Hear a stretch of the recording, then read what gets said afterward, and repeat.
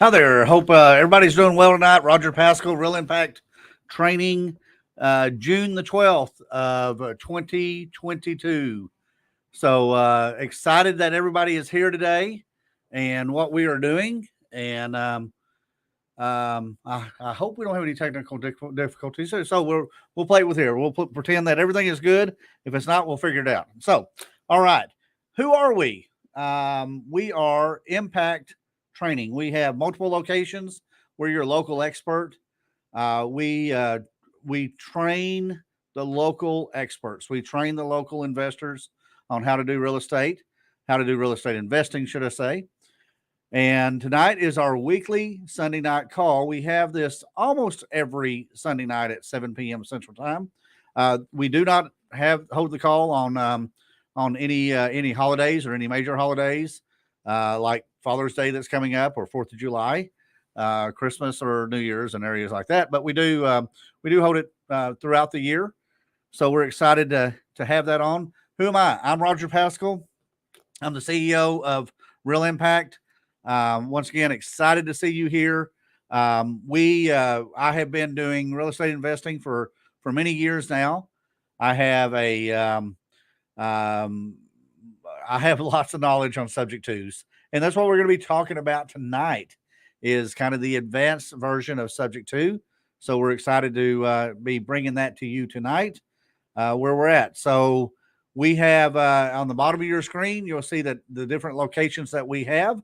We have monthly meetings at each location to give you free information to help you build your real estate investing business. Each of our meetings are different. They may have some of the similar topics, but every meeting is different. Every presenter is different. Every aspect of that is going to be different on a weekly basis. So we look forward to having you come to our live meetings. Live meetings is where it's at. You're going to network with other investors. You're going to meet contractors. You're going to meet money people. Last meeting I was at last Tuesday, we had in the room, we had some incredible money people in there that were very excited and very open to helping the investor with their lending needs, short-term and long-term lending. So with that, I am going to bring up our different IMTs that are available tonight. And then after I bring them up, we're going to do a tip of the week. So if we can go ahead and bring people on board tonight, there's Karen Maxwell. Karen Maxwell is Impact Plano, Texas, and she's also in our corporate sales.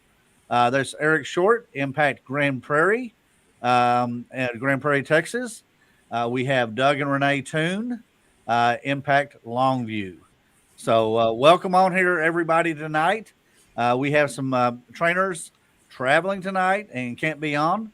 But with that, we are going to ask Eric Short, if we can unmute you, Eric.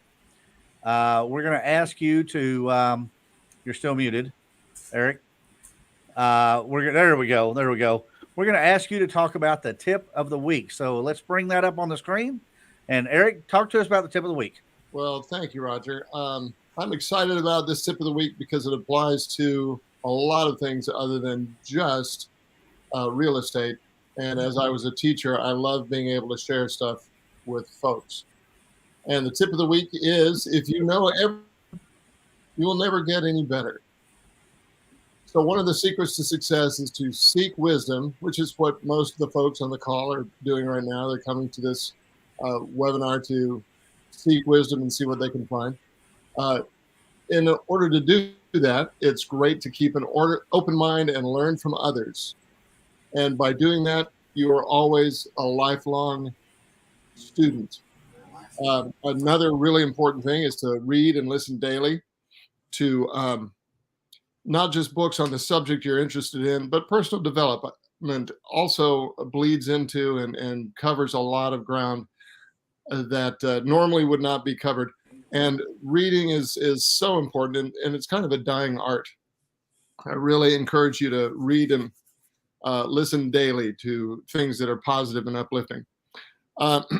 It would be great if a person could take an expert to lunch and pick their brain. I know that several of the IMTs offers door prizes, a lunch with the trainer. and it gives the person an opportunity to go ahead and ask questions they might not feel comfortable in front of a group.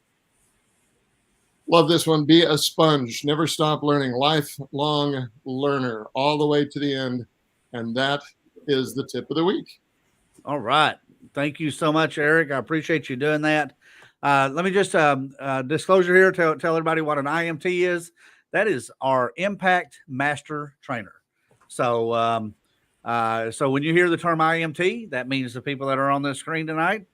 All of our training is based on the Dennis Henson methods of training, the 7 secrets of real estate investing and the 5 M's of real estate investing. So that's what we build all of our training on, are those areas that Dennis has put together. A little bit about Dennis. Dennis is is literally the best expert real estate investor I've ever met in my life. He has a system down that we use with our coaching and our training. That is to teach you a business. We teach a system. We don't leave any of our students or any of our people that we work with sitting out in the code, as per se. And we literally have it in an order that works every time. And it is amazing to watch what our one-on-one students accomplish as we go forward. And once again, remember that all of our monthly meetings are free. So please come to our monthly meetings. You want to gather that. You want to learn who the experts are. You want to meet other investors in the area. You want to meet contractors. In my personal business, and I can tell you everybody on the screen, that's pretty much how we get our contractors. That's how we find our money. That's how we find wholesale deals or private deals. If you're an investor and you're just depending on buying properties out of the MLS, that's going to be a really tough area to invest in. So to do that on that basis. So let's go ahead and kick this thing off. Today we're talking about subject 2, part B. We did subject 2 a couple of weeks ago, and we talked about what that is. We have an event coming up in next Saturday, as a matter of fact, on June the 18th in Oklahoma City. It's an all-day training. We expect it to be sold out. We'd be excited if you're there. We have people coming in from multiple states to be at this training. If you look at the bottom of this, you'll see any link to any of the meetup sites that we have. You can go in there and register. The site that you're closest to, the sites that you're associated with, that's the site you want to be connected to. And they can answer, any of us can answer questions for you in those areas. But it's going to be an all-day subject 2 training. With that, you're going to get a workbook. You're going to get a copy of my book, subject 2. There it is. Get a copy of my book, subject 2. You're going to get a thumb drive that is going to have multiple documents on it, multiple forms, all the for the most part, all the contracts, all the forms, all the documents you'll need to do a subject 2 with.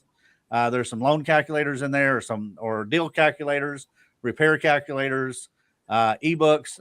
We have a ton of information there. So what we intend to do on our subject 2 all-day training, we've done many of these out there. We do them at, pretty much on a pretty regular basis, about every 2 years. So don't wait till the next one, because how many deals are going to fall through your hands between now and the next one that we have. So Oklahoma City this Saturday, all day Saturday, 9 a.m. to 5 p.m. It's going to be at the Oklahoma History Center, which is a phenomenal location. Great classroom in there, one-on-one learning, or one-on group, whatever. I'm available. There's other people there that do lots of subject 2s that are going to be available. So this Saturday, we look forward to seeing you there. But we'll go ahead and kick this thing off with Karen is our moderator. And Karen Maxwell, run that wonderful bean footage. Okay. So, Eric, I'm going to go to you for the first question. Our question is, what does subject 2 stand for? Oh, you're on. I'm sorry, Eric, you're on mute. You're muted. I am now not on mute. Now that I've answered the question, let's go on to subject. Subject 2. Sometimes you see it with the number 2, subject 2, and sometimes you see it written out, subject TO. The way I remember it, it is this purchase will be subject to keeping the existing mortgage in place. The mortgage will remain in the name of the seller, but the seller will sign the deed over, will have the deed transferred to the buyer, which will be you. And I'm often asked, why would someone even want to do that? And there's lots of different reasons. A sudden move, a sudden change in family status. I can't pay this house anymore. I need to get out from under this. So subject to keeping the mortgage in place. Perfect. Thank you so much for that. But, and also the deed goes into your name. Yes. So you control the house and you have ownership. Yes, but the mortgage remains in the name of the original mortgagee. There you go. Very good. Very simply put. Thank you so much. Mm-hmm. Okay, the next question, I'm going to take this. Hey, hang on, Karen. I forgot to say, if you have any questions, hit subscribe. If you're on YouTube, or even if you're on Facebook, you want to, you can ask questions in the chat area, and they're going to come up, and we can get those. Keep tonight's questions regarding subject 2 if you can. So I just wanted to throw that out there. I forgot to mention that a while ago in my notes. Thank you very much. Okay, I'm going to take this one. The question is, once you buy a property, what documents need to be filed with the county recorder? So whenever you buy a property subject to, you're going to get the general warranty deed, and it's going to be notarized, and you're going to take that and record that at the county, wherever your county's records are kept. For us, it's at the courthouse, and some are in the basement of the courthouse. Those are always fun. Roger, anything else you want to add to that? No, the title company is going to do most of that for you, but you just need to understand that process of how that works. And Karen, you did a wonderful job explaining that. Thank you. All right, Renee, this one's for you. Once you own the property that you've bought subject to the existing financing, can you turn around and sell that property without paying off that mortgage? That's a great question. A lot of people think that you can't, but the actual answer is yes, you can. And it's called wrapping the mortgage. And what you have to know when you do a deal like this is if the original mortgage has a percentage rate of, say, 8%, and you wrap it and sell it to someone else, you don't want to have your percentage rate be any less than that. You would like to have it be more than that. So that's really important. Roger, you've done a ton of these. What would you add to that? Well, it's a very simple process, and there's a ton of people out there that can't get a mortgage in a traditional manner because they may own their own business, and they may not have a great recording system on that business to show to a mortgage company to get a traditional mortgage on that. They may have gone through a job change or industry change in their job. We got a lot of people moving from one state to another throughout the United States right now. As Eric said earlier, it could be other issues out there, marriage. It could be whatever may be out there. But yeah, it's just a wrap is a wonderful tool because you're not working with tenants and toilets, and now they are home ownership. They have an ownership of the home. You're doing them a phenomenal justice because now they're able to own an affordable house, and right. And you're going to make the difference in between what the original mortgage is and what that wrap is. But let me throw this in there. You always want to be using a servicing company for doing that. That is whether your local laws demand that or not, you want to make sure that you have a servicing company that's servicing that loan and filing all the paperwork or all the documents to the IRS and to the credit reporting agencies and all that area. And you want to use an RMLO, which is a residential mortgage loan originator, to write all the loan documents. This is not anything expensive. Actually, it's very inexpensive. And we go over that intensively in our subject to all day class on how that works. But you definitely want to use a loan servicer and an RMLO when you're doing those wraps. Thank you for that. Quick question about that, Roger. Who pays for the RMLO? Well, in most cases, it's going to be, it depends. This is a state by state issue. It could be federal. I don't know. I don't do, I've helped facilitate subject twos in about 30 states, but, for the most part, it's going to be the buyer that's going to pay for all that documentation.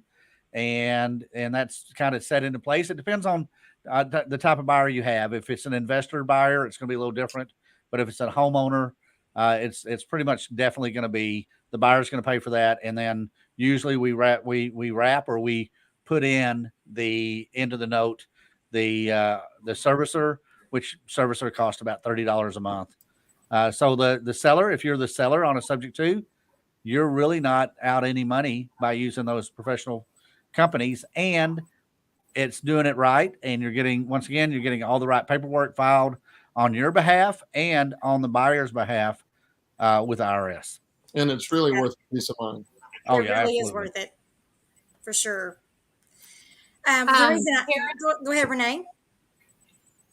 You blacked out on my screen, so you may have said this, but Roger, did you tell him what RMLO stands for? Well, yeah, RMLO is Residential Mortgage Loan Originator. They're the ones that actually draw up all the mortgage documents. Great question, Renee. Yes, great question. And I just saw it pop up on the screen that Kim asked that as well. So there you go. I hope that answered that for both of you guys. The reason I asked that is because I often had people say, well, I don't want to use an RMLO. I just want to do it myself.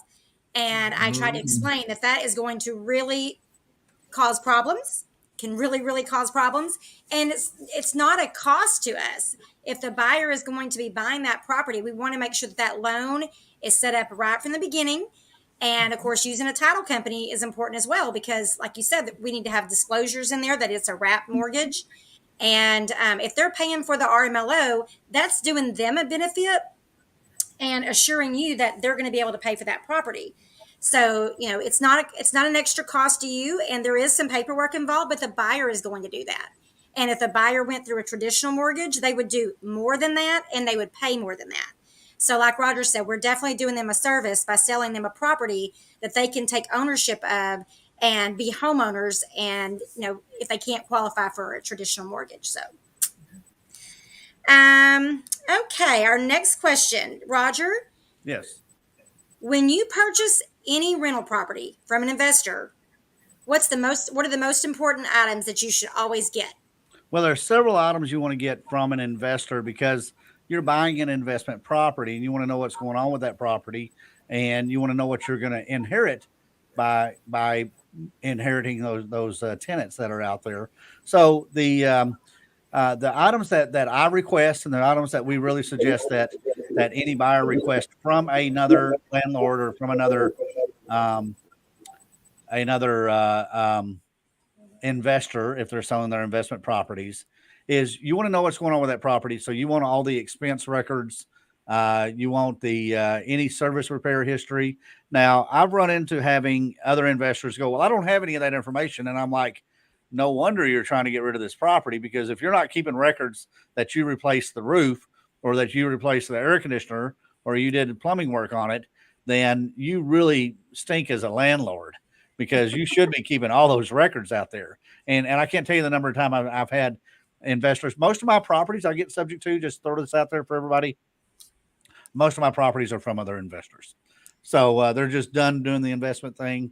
They're willing to walk away, or, maybe somebody owned many properties and they have passed away and their family doesn't want to have anything to do with the property. So we do very well on inheriting those properties from other investors. Now, another thing that you want to have is you want to have at least 2 years worth of rental history.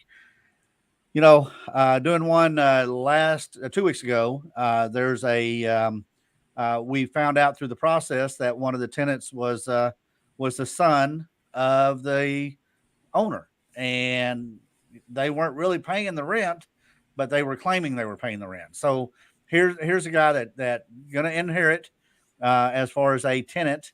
We're going to acquire as a tenant, and we don't even know if he can afford to pay the monthly rent, because he hasn't been doing that, even though on the records it was showing that they were getting market value for that rent until we did our due diligence. So no less than 2 years worth of rental history from each of the tenants. You definitely want to have a copy of the lease agreements and the lease applications. because you're going to need that from the tenants. And you want to there's a form out there, and it's an assignment of all rents and leases. And don't forget about the deposits. Lots of people that do subject twos that buy them from other landlords or buy them from other investors, they forget all about the deposits. So you want to acquire those deposits or get a credit for those deposits, because when those tenants move out, you're going to have to pay those deposits out to the tenant if they leave the property in good condition. So those are some of the documents that you're going to need on there. Once again, if you come to Saturday's class, we're going to supply you with those documents in a thumb drive or in a flash drive. So, but those can be kind of tricky to find in some areas, and we've done a great job on finding these documents for you. So there you go, Karen. Thank you. All right, good deal. Our next question is for Doug. What documents does the lender need whenever you're buying a property subject to? The lender needs a authorization to release information.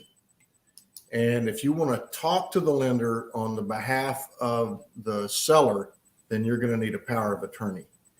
And it's good to get the power of attorney also, because you may need to talk to the insurance company, change the insurance.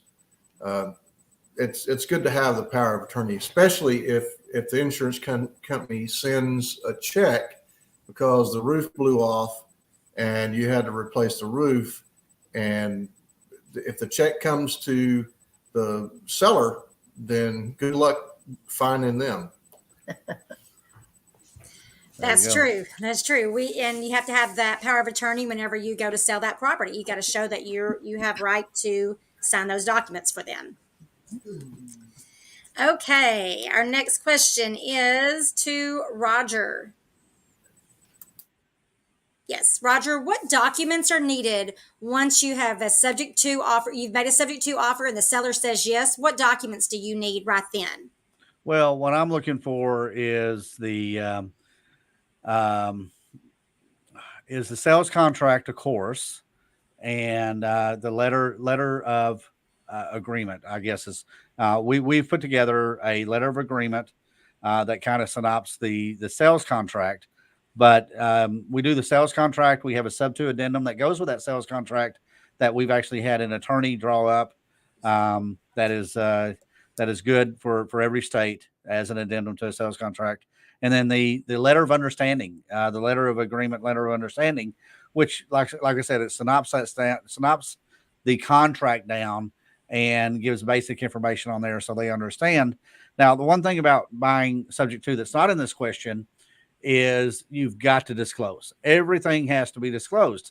Work with a lot of people that have done subject twos that get in trouble because the buyer of it, or I'm sorry, the seller really didn't understand how this process worked. And they're like, I want my name off this loan. I want my name off this loan. You promised me you'd have my name off this loan.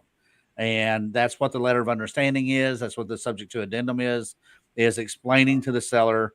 And you've got to verbally explain to them that your name is going to be connected with that mortgage for the life of that mortgage. And, so what I tell people all the time is don't go out and promise the seller that you're going to have their name off that mortgage in 2 years or 3 years or something on that basis. I talk to people almost every day that have done that. And now the seller is calling them every day. When are you going to get my name off this mortgage? Well, I've never had anybody not do a subject to because their name was not that I was going to, how am I going to put this? I've never had anybody not do a subject to because their name was going to stay on the mortgage. Okay. So if you tell them up front, tell them how that works, every single time I've done a subject to, they come back and go, oh, okay, that's fine. How quickly can we get this done? So there you go. Awesome. Thank you so much, Roger. What issues can come up that can cause a subject to deal to have some issues after the fact? Well, you can have issues come up in a short period of time. It's going to be if they get a divorce or file bankruptcy. Part of the disclosure process, part of the questionnaire, which we supply a questionnaire with our subject twos, is you're going to ask them, are you in the process of filing for bankruptcy? Are you going through divorce? I had a subject to I did years ago that she told me, which I was the one, she was the one that I was working with mostly. I talked to her husband a few times, but he didn't want to be involved in it. He just willing to sign the paperwork. And she says they were getting a divorce. So we get to the closing table and I make a comment to him about their, I'm sorry they were getting a divorce. He says, we're not getting a divorce. And she says, oh, yes, we are. So that kind of situation it's a short period of time. They're not going to come back to you in 2 or 3 years. Also if they go into jail and maybe they owe money or they have some financial responsibility to the government can unravel that deal. But the further it goes out, the less likely they are going to unravel it. If it goes out several weeks, it's probably not going to be unraveled. But if they're in the process of doing something, or if they're in the process of robbing a bank, or getting a divorce, or filing for bankruptcy, that can unravel the deal. Does that happen? Sure, it has. I've never had it happen personally to anybody that I've dealt with or any subject to this that I've been involved in. So awesome. Thank you so much. But there is that possibility. So, yeah. Okay, Doug, when you are pre-screening the seller, what are your main objectives? Well, that's you're talking about when they call us on the phone. I mainly want to take their address and phone number and get over there, just and meet them at the property. Now, if it's a investor and there's somebody living there, he may want to say, well, this is my contractor. He's coming over to take a look at some stuff. But, at the same time, I need to be able to see the property, see what kind of shape it's in, and then we can negotiate. Awesome. That's correct. We want to get the information and get in that property. Okay, Eric, what are your goals when buying a subject to? Well, it's a great question. Why would a person want to take on a tenant? Well, there's 2 reasons. One, there's either equity in the house that the seller is willing to walk away from and let you have, or there's no equity in the house and it simply provides cash flow and future equity. This was the case with one of my subject twos that Roger helped me with. I had a tenant in it already, and had to turn around and remove that tenant a few months later. But there was very little equity. The previous owner had refinanced it recently and drawn some of that equity out. So part of the strategy of buy and hold. It was simply cash flow and equity in the future. So 2 things, subject to 2 things, equity or cash flow. Awesome. And you wound up with a pickup truck out of the deal too. Did on the second tenant, I kept having to call her. She got into a pattern of being late with her rent, and one of the months I called her up and said, "So how's it looking? You haven't sent me your rent yet." Well, Eric, I'll send it to you as soon as I sell my pickup truck. Really? What kind of pickup truck is it? So it was a barter, a pickup truck for a month's rent, and it worked out very well. Still have the truck, not the house, but the truck. And you made that truck a very nice truck. You painted it and put a bed cover on it and all sorts of things. The flames are unbelievable. Yeah. Yeah. That's a great one. That's thinking outside the box, right? Thinking outside the truck. Is that free? Outside the truck. Okay. Roger, this question's for you. How do you bring up buying a property subject to with a seller? Well, and this is a challenge that a lot of investors have, because they just want to go in there and they just throw up just all kinds of words all over the seller, and not knowing what to do, they stumble around. So I never bring up the term subject to, because they don't understand what that is. Even if they look at you and they nod at you and you think they understand what you're talking about, they're 9 years old. They don't understand that. Okay. They have a 9-year-old mentality when it comes to this because they don't deal with it every day. So, so I tell them that I think we can make this work with creative financing, and maybe we need to just sit down and work out a deal, and I can show you how to work that. Now, if it's a investor that's selling me a investment property, they probably already know the term subject to, but I also tell them creative financing, and I'll look at it and say, you know, I really just, if I do this traditionally and I go to the bank, I go to the mortgage company, go to the bank, and I finance this traditionally and I have all the closing costs associated with that, you know, chances are I'm not going to be able to cash flow this property.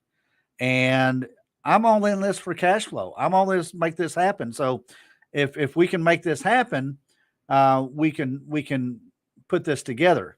Now, if they have a lot of equity in there and they're wanting a big down payment, and I don't want to give a big down payment, that's where I'll also work with them and say, let's work this out. I can either pay you interest on that equity, or I can pay the bank interest on that equity, on that, you know, that loan I'm taking out. So would you rather have the money, or would you rather me give that money to the bank? How would you like that to work? So once again, it's always say the term is creative financing.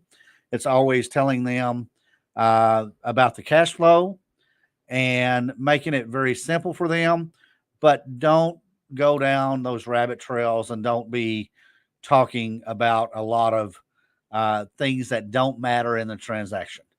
You never want to talk bad about their house. You never want to talk bad about their neighborhood or bad about their situation. This is their life. They've lived in that neighborhood. They might have been raised in that neighborhood. They don't see anything bad with that neighborhood.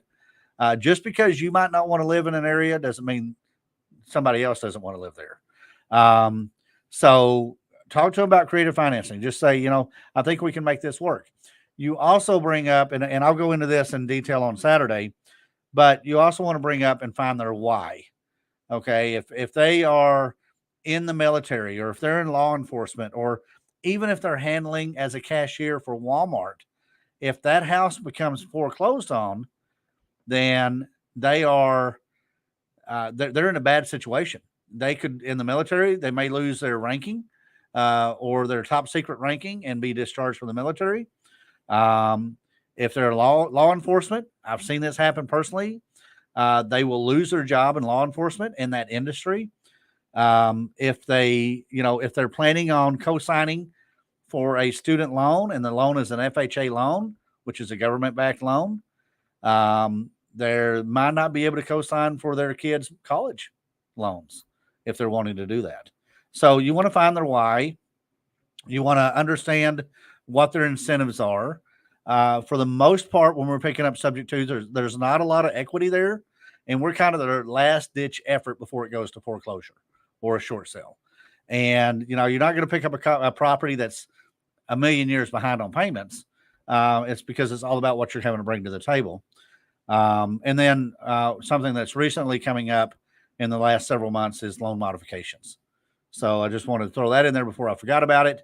If it's been loan modified, then you absolutely need to be at that Saturday class, because that's going to be a little bit more difficult to do on a traditional sub-2.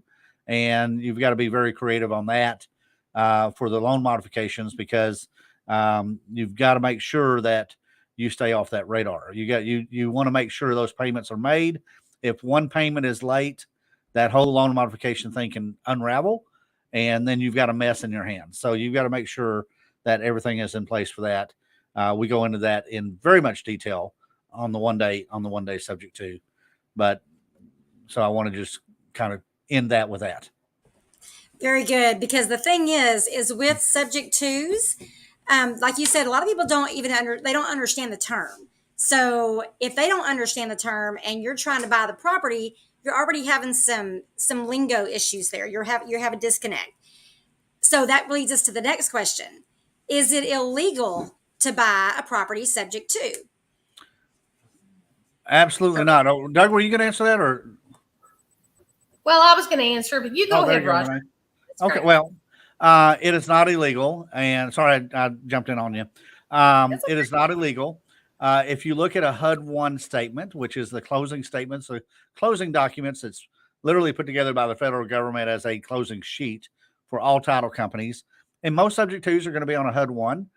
If you're financing the property on a new loan, it's going to be on a CD or a closing disclosure. Not all title companies are still using HUD-1. Some of them will do a subject to on a CD, but let's say the HUD-1. If you look at line number 503, actually line number 503 says property taken subject to. And so that is actually in the HUD-1. There's some areas in there that you've got to talk to the title company about how to do title insurance, but you can get title insurance. Absolutely. I get title insurance on every sub-2 deal I've ever done, and I will ever do. I'll have title insurance on it.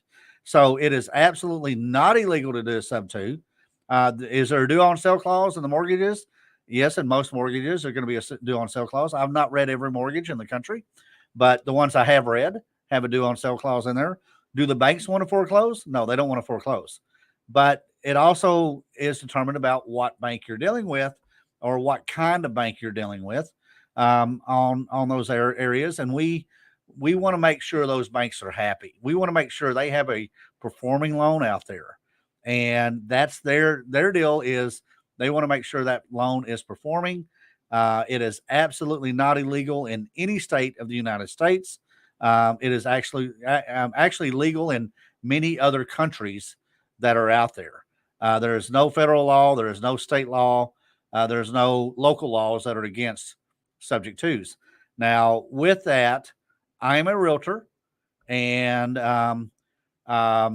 most or many realtors have not dealt with this. So any type of creative deal you're doing, you may have a challenge if you're talking to a realtor, because they don't know anything about this. And literally one of the first things that a realtor will say is that's illegal. Well, it's not, but realtors will say that because they didn't learn about it in real estate school. So you just want to make sure that you're more knowledgeable than anybody else in the room. And that's what this is all about, is you want that knowledge, and you want to make sure that you understand this. You want to make sure you have a business plan for it. You understand how to talk to the sellers. You want to understand how to do a wrap if that's your business plan, and you want to actually understand how to talk to a title company and how to talk to the mortgage companies on these deals, or if it goes to an attorney, how to talk to that attorney. And that's a huge part of the Saturday classes that we do. So we look forward to seeing everybody at the Saturday class to learn more about that. Wonderful. And thank you so much for that. Stacy says, if anyone is on the fence about attending the class this Saturday in Oklahoma City, do it. It's well worth the small fee that we charge. And what is it? $2.99 for one person and an extra $100 for the second person. If you got to bring a third person, they got to pay the $2.99. That's right. Absolutely. So Stacy's one of our students. I actually communicated with her earlier today on a multi-property deal that she's working on. Don't know if it's gonna work out or not, because of the seller's kind of goofy. But those are the ones that we get. Those are the ones that we work with, and I'm hoping that Stacy gets those properties. But once again, this is a great way to help a lot of people out of bad situations. And in the meantime, you're getting a little bit of equity, and you're getting a little bit of cash flow every month on these properties. That's absolutely right. Okay. Well, that does it for our questions. Unless anybody has any other questions that you want to ask, you can feel free to drop them in the chat. But I think we're going to head on over to announcements now. Absolutely. Yeah, we're going to end this call early this week. We all have lots of stuff going on. So, Karen, talk to us about what's going on, what we got coming up. Well, we have the Mastermind Getaway is coming up September the 21st through the 25th. We are going to Dreams Jade Cancun. It is an all-inclusive resort, and it's $1,195 for 2 adults and up to 2 children. That does not include your airfare or your transportation to the airport. But I think I got my flight for like $400 round trip, so not too terribly bad. Now, what we're doing is all-inclusive, and that includes all of your food, all of your drinks, and our meetings that we have. We don't spend a lot of time in meetings, but it's all about the networking. We are networking the entire time we are there. If you're out by the pool, if you're at breakfast, lunch, coffee, sitting out and enjoying the wonderful beds that they have where you can read a book by the ocean, you'll be able to talk to other people that are doing the same thing that you're doing or that you want to do. So if you want to go on vacation, go ahead, sign up for this mastermind getaway and enjoy this wonderful networking that we have coming up. And in order to do that, I'm sorry? What's the dates? September the 21st to the 25th of this year. We had a little over 60 people go last year, and we are looking forward to just as big of an event this year. And you can go to mastermindgetaway.com to get signed up for that. And we hope to see many new faces this year. I know Eric's getting to go, and he didn't get to go last year, so we look forward to that. He's going to have a great time. Roger, do we have the Alan Cowgill slide up? The Alan Cowgill is going to be coming with us, coming to see us in August? I don't know. Can you, CJ, do you have that pulled up? That we have Alan Cowgill. He is one of the most creative guys that I've ever seen on doing. On doing private money or finding money for your deals.